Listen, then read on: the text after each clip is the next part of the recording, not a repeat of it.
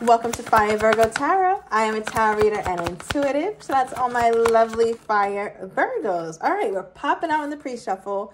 Now, before I get into that, Virg, your overall energy toward this person is the Six of Cups. This is my soulmate card of nostalgia, childhood memories here, Virg. So some of you guys have known this person for years, all right? Maybe some of you guys as long as 6 years, maybe 16 years, 6 months, all right? Let me know down below. But I feel like there's a real level of connection that you have with this person. I feel like in some odd way, Virg, even if you haven't met this person so long ago, if they're more recent, you have this energy when you think about them to where it's like, damn, if I would have met you sooner, I probably wouldn't have had to go through the shit that I've gone through because you're so kind or you're so caring or so wonderful. So I feel like that's what you think about when you think about this person. Especially with the Six of Cups popping out. I'm sorry, Six of Pentacles. And I say that too because the Six of Pentacles is a card of giving, right? But what I love about this is, at least for my own interpretation, is that these two people are giving and receiving, but it seems like a fluid connection, right? It's like, I give, you give, I give, you give. So you feel like there's reciprocity here, Virg. This may not...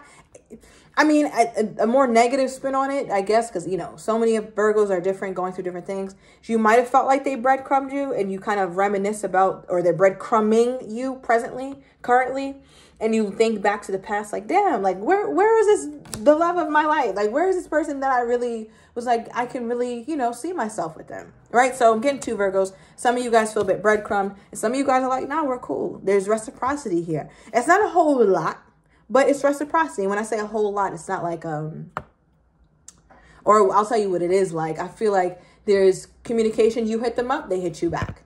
You say you want to hang out, or they say they want to hang out, you guys hang out. Maybe very rarely is there rescheduling or something like that. So take that as it resonates. But I meditated on both of you guys' energy before I pressed record. The first card I pulled for you, I had to pull 2 cards for you, 3 cards for your person. I don't know what's going on with you and Leo today, but I usually pull only one card before I record, but you guys need a little bit more today, so I don't know what that's about. But the first card we pulled is Aries. So this is my Emperor card, so there's a few ways we can go with this, right? So you could be dealing with Aries or have that highly aspected in your chart. But with this being how you feel about them, I feel like you look at them as Emperor status. You're like, yeah, he's a big, big boss, or she's a big, big boss. I love this woman. I love this man. Maybe not literally in love, but like when you think about them, you just kind of like say like, oh my God, I just love this person. They're just so amazing. All right, because I say that too, because when I clarified, I'm like, all right, I need more. We got vibes. So my Virgo is loving the vibe. I feel like this person has a vibe that you just can't shake. You just can't experience this person and be like, yeah, nah, I'm cool, or go about your life like it never happened. Like this person has some sort of lasting effect on you, Virg. And I don't know if you like that. How does Virgo feel about this person's lasting effect? Because they damn sure do. How does person feel? How does my Virgo feel about it? Look, imprisonment. Virgo like 333 on the timer. Virgo's like, I feel stuck as hell. I don't know what to do. I don't know what to do. Bottom of the deck, we have official person. All right. Number 22, when you reduce that, that's 4. 4 is the card of the Emperor, which is the Aries card. So yeah, I feel like Virgo, you're just like, damn, I don't know. Like this person, they just kind of have me in shackles. Like why? Like why can't I release this person? Why can't I let go? Have you needed to let go of this person, Virgo? Is there any pressing matter as to why you want to let them go? All right, bottom of the deck, we have single parent with a break. So for some of you guys, maybe you felt like this person wasn't as emotionally available as you'd like them to be, or you guys are always on the brink of some sort of, I just got divorced, all right, but on the brink of some sort of breakup, or always almost done with somebody. Somebody's always almost done with the other person. And then with single parent here, somebody could be a single parent, but I also read this card as only one person nurturing something that 2 people need to nurture, like the connection. So that's going to go hand in hand with those of you who resonate with the breadcrumbing meaning of the Six of Pentacles rather than the reciprocity energy of the Six of Pentacles, right? So it's definitely 2 groups of Virgos that I'm getting. And we have mirroring for another reason as to why you feel stuck. You feel like this is your twin, or it's like, I just heard the twin. Where have you been? So it kind of feels like that energy. Like, I feel like it's that vibe between you guys. And that's another reason why it's so hard. Because when you look at them, there's so many things that you see in them that remind you of yourself. Or there's so many things that they see in you that remind you of them as well. And I say that, Virg, because as I meditated on their energy, the first card I pulled was Scorpio.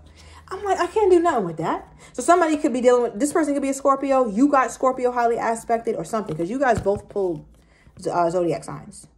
Right? So water and fire. I feel like this person, oh, that's funny.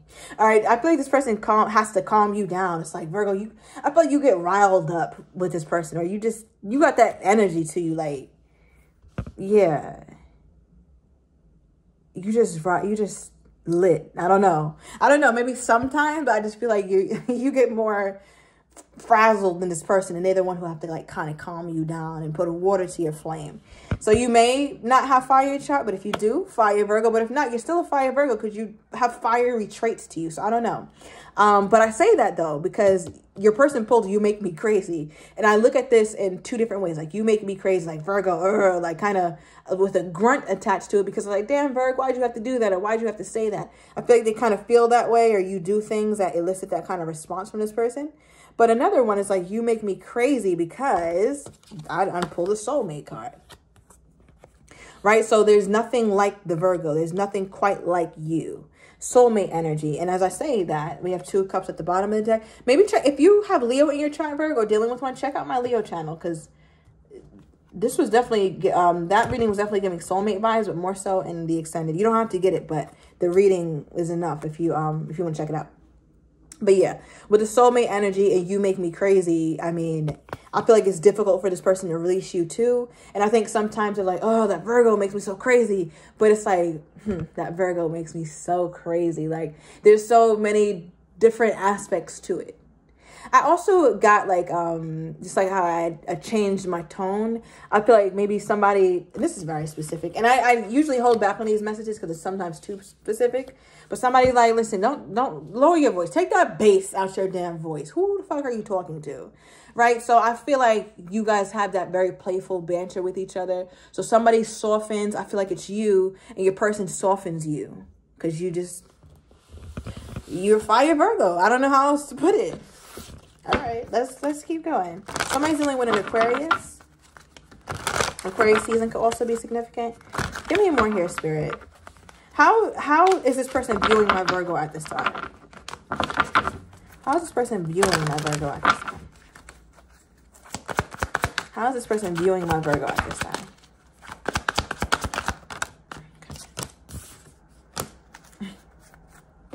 All right, we have the Page of Cups and Judgment. So for them to view you as a Page of Cups, this gives me like, they give you they're lenient, or they give you that exception because you're you.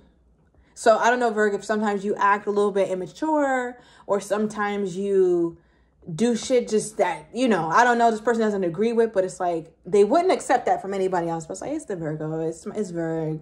So it's fine that they did that. All right. They also view you as somebody who has to apologize. Like, I feel like, Virg, you got to say sorry sometimes to this person. Oh, hell no, Virg. What do you be doing? Sorry. How they view you. So they feel like if you kind of lose your shit with this person, they're like, all right, Virgo's having a moment, but I know Virgo will come around. So they do look at you as somebody who is emotionally responsible, but sometimes it takes you a while to get to that level of revelation.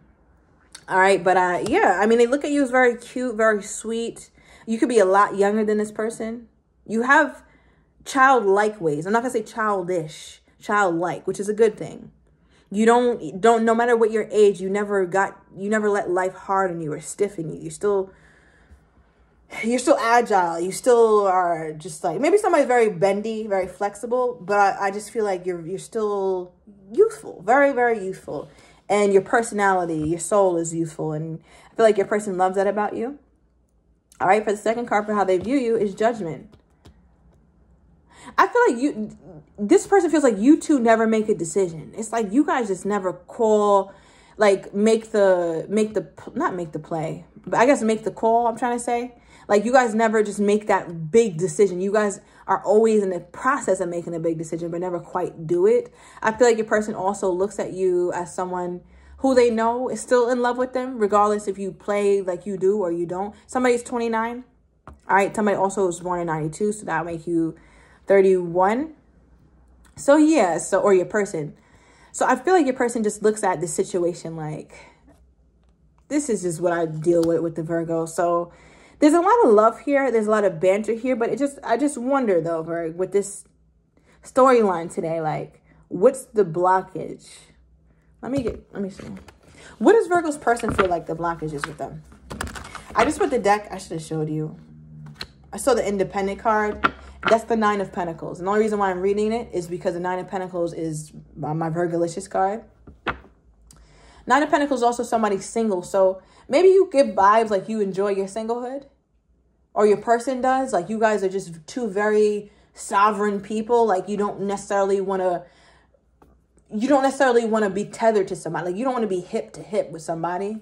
So you enjoy your independence. You enjoy that you still have autonomy. You don't have to check in with anybody and say, oh, babe, I just got home. Or before you make a damn decision, before you buy lamb or goddamn steak, you got to consult the board. Like, who wants to do that? So I feel like, Virg, you kind of still, you give those vibes. Like, you don't mind being single. I mean, it's nothing wrong with it, honestly. Single people are a lot less stressed. And your person gives that too?